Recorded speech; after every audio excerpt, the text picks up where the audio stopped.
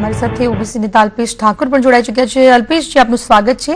અલ્પેશજી, જે પ્રમાણે સમાચાર આવ્યા છે ને રાજદ્રોહનો ગુનો જે દાખલ કરવામાં આવ્યો હતો તેમાં હાઈકોર્ટ દ્વારા જે આદેશ આપવામાં આવ્યો છે, અત્યારે જે સમાચાર આવી રહ્યા છે હાર્દિકને રાહત મળી છે, આપની પ્રતિક્રિયા જણાવશો? મેં પહેલા પણ કહ્યું હતું ને હજુ પણ કહું છું કે આ યુવાનો આંદોલનકારી યુવાનો છે।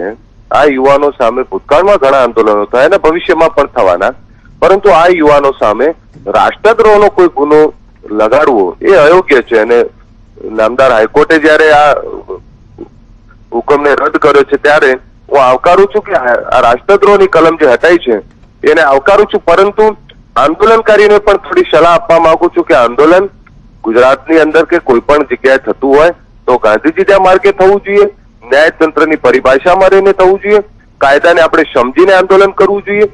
જયારે કંઈક માગવા નીકળીએ છીએ ત્યારે ગુનેગારની જેવી રીત નહીં પણ યાચકની જેવી રીતે આંદોલન થવું જોઈએ, હું એવું માનું છું।